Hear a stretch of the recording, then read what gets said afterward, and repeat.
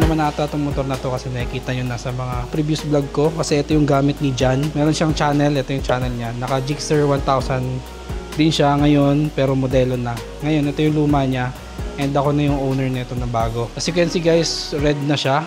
Hindi na siya yung old model na orange black. Nag-upgrade tayo ng 1000cc kasi nakuha natin siya in good deal. Pero yung 400cc natin, yung 450SR, nando pa rin naman. Dito pa rin sa akin. Nando sa kabilang garahe. Ngayong video na to is may mga papalitan tayong parts dito sa motor na to.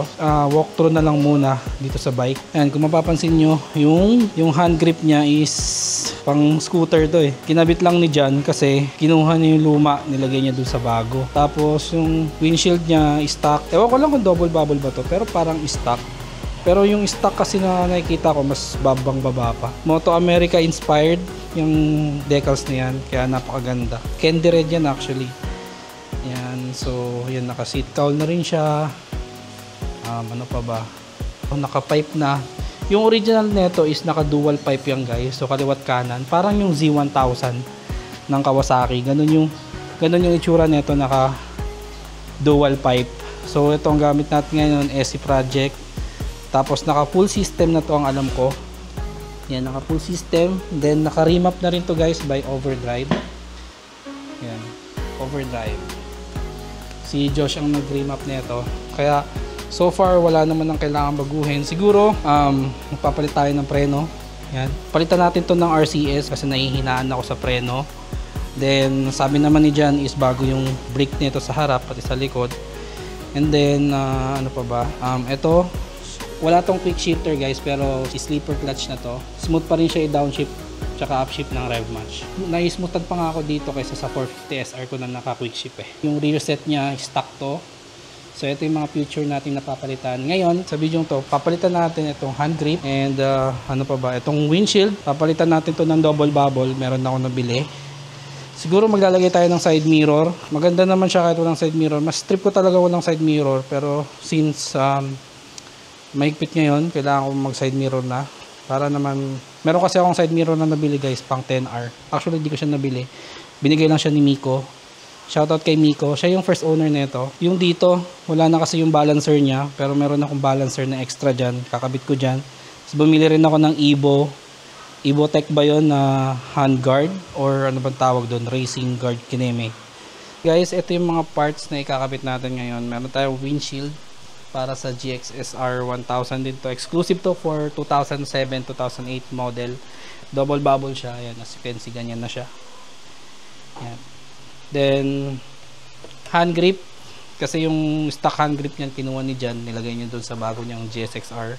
Ayan. Ang brand nito is Hayaidesu. Shopee lang to. So, lagay ko yung link nung hand grip. Universal naman yan. Tapos, ito yung hand guard. Ito yung mga tornilyo niya.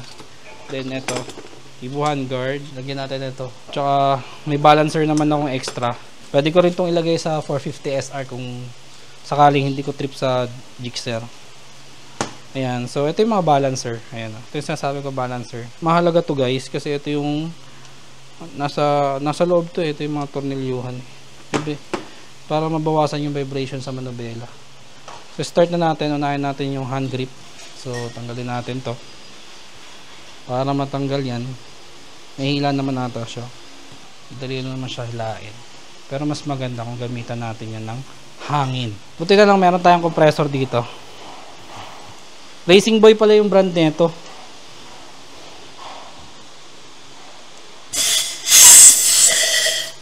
Diba? Mas madali siyang tanggalin.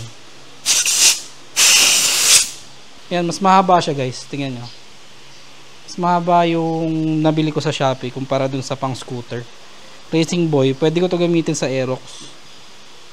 Hayaidesu. So lagyan natin to. Maganda kung may compressor ko sa bahay para mas madaling ikabit eh.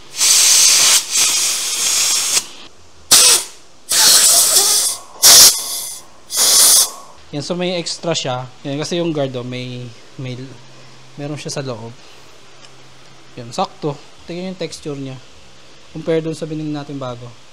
Para siyang may liha. May ganyan ako sa Aerox ko nilalagay. Pero dito sa big bike, ayoko siya. Hindi siya maganda. Tanggalin natin to. Bilis lang tanggalin di ba? Bilis lang tanggalin pag naka-compressor.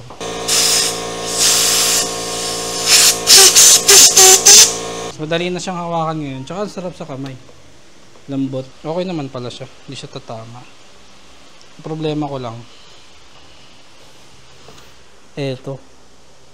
Bakit mahaba siya? So yung lagayan. Mahaba yung throttle, pinaka-throttle.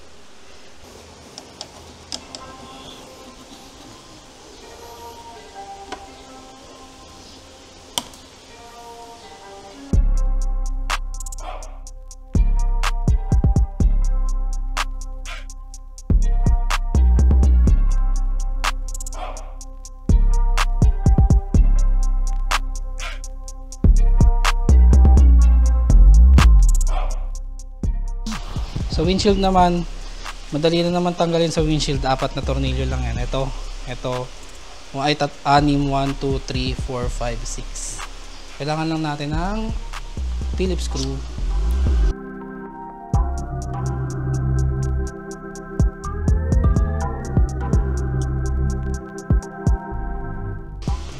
Slap. Basic lang, di ba? Ganun lang kadali.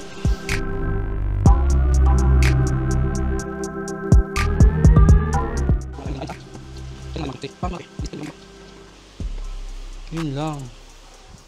Di maganda yung mga lock niya. Bilang ko lang ito ng bago next time. Pero for now, ikabit muna natin ito. Dali lang siya yung kabit, diba? Tadang!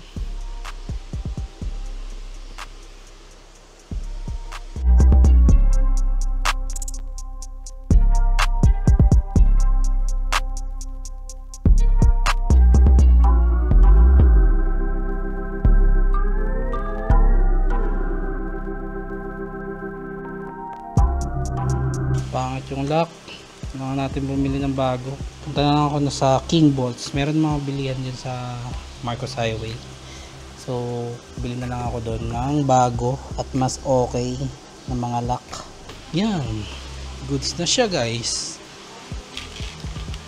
O diba, mas maganda, mas mataas, tsaka mas clear.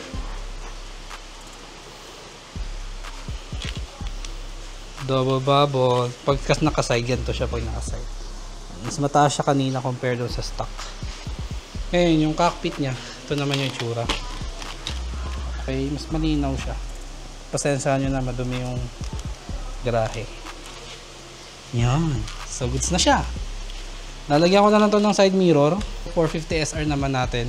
Eh, marami pa akong project doon na gagawin, kaya makikita nyo pa rin siya. And wala pa akong plan ibenta, pero kung sakaling meron man akong plan ibenta, is i-inform ko kayo kung sakaling gusto niyo mabili yung 450 SR, kasi loaded din yung 450 SR na yun, and napakahirap din yung bitawan kasi napaka-solid din yung bike na yun. Pero syempre, nabibitin na tayo sa 450, kailangan natin mag-upgrade to 1000cc. Tsaka good deal yung nangyari dito.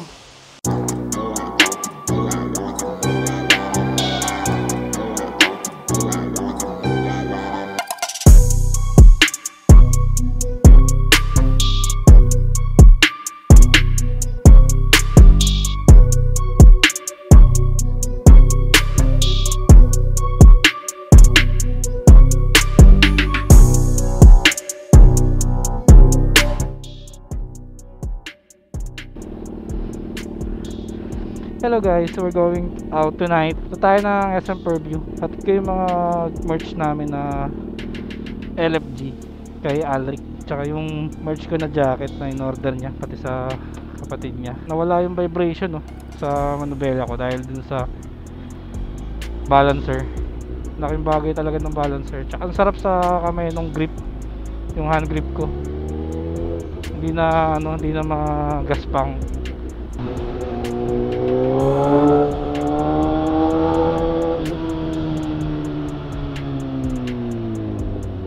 Nahihina talaga yung preno niya. Nahihinaan ako.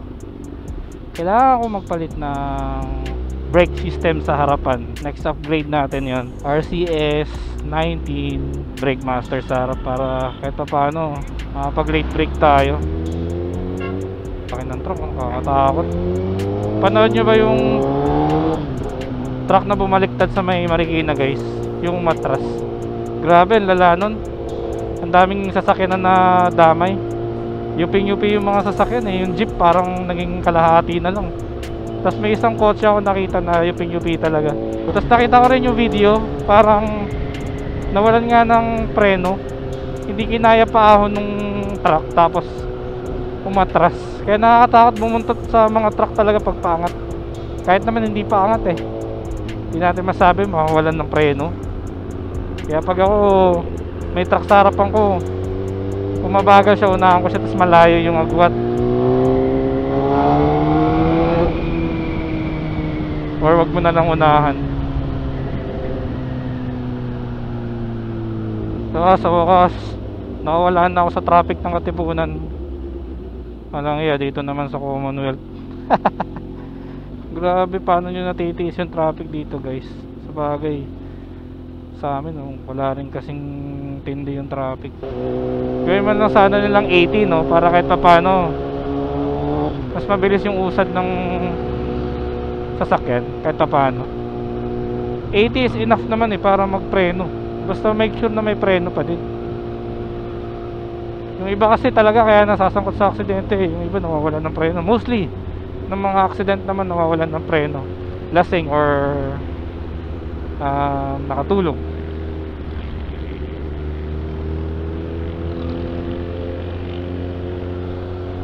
Kaya ang hirap din mag-stay dito sa motorcycle lane no? Tignan nyo, daming sasakyan sa harapan eh. Kaya hindi ko rin masisisi yung mga motor na lumilipat ng lane no? Kahit ikaw na nagdadrive dito, mapapalipat ka ng lane pagka nakita mong traffic na sa harapan mo. Tulad niyan, tama yung truck, nagbabalak pumasok ko. Hinahawi Ayay. Motor din yan eh. Kung mag-drive, singit din ng singit.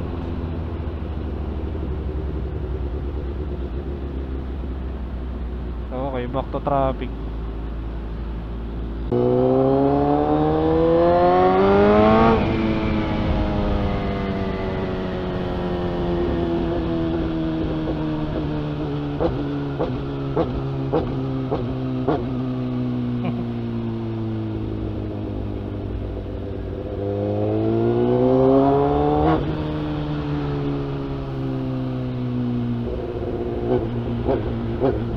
Sarap pag binibigla mo, talagang bibigyan ka eh.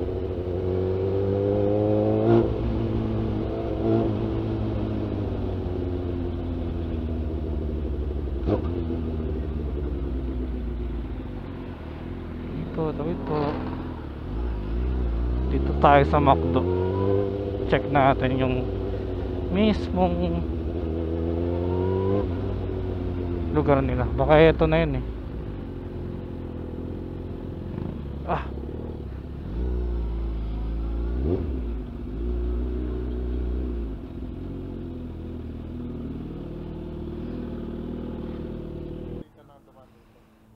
Dito lang yun, di ba? Number 27. Dito ko na padaanin. Ikot na lang ako, bossing. Thank you. Jixer. Jixer. Jixer 10R. Ano yun? Jixer nga eh.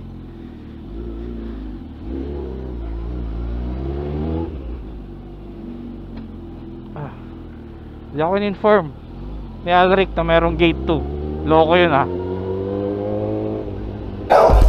Medyo ako boy. Kulit lang yan. Nag-ano ko nila ginagawa. Mahilig maglaro yan na aso eh. Ay putya. Diretso tayo sa taas. Laya yung aso niya. Gusto ako lapain eh. Sino? Aso mo. Gusto ko yakapin. Wala, may tambayan pala rito sa inyo. Huwag tayo malis para magkape. Dito nga, magtitipla lang. Dito na tayo magkape. Reklamo na lang kami. So nandito tayo sa bahay nila Alric guys. Nakita niyo yan. Yan na yung SM Purview.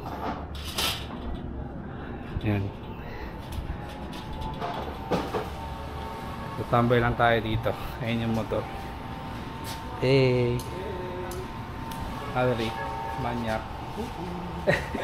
Ano, duyan lang ako. May duyan pala rito. Pwede ka nang di umalis. Ang bigat.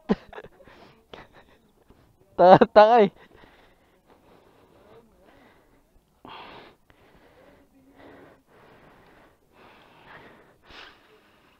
Man, sige ulit. Alright. Blinking. Wala nang gas.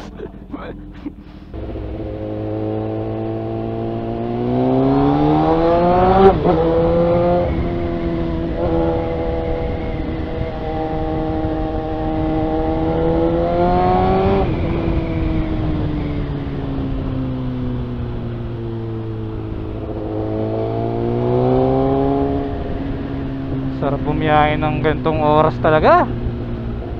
Wala masyadong traffic. Feels so good. Uy, may tambutso. May nalaglagan ng tambutso.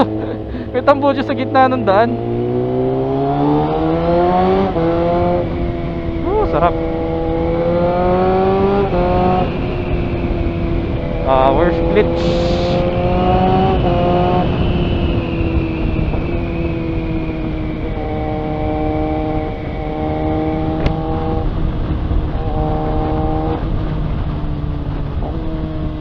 Smooth talaga kahit onting ano lang, onting rev match lang eh pumapasok kahit upshift.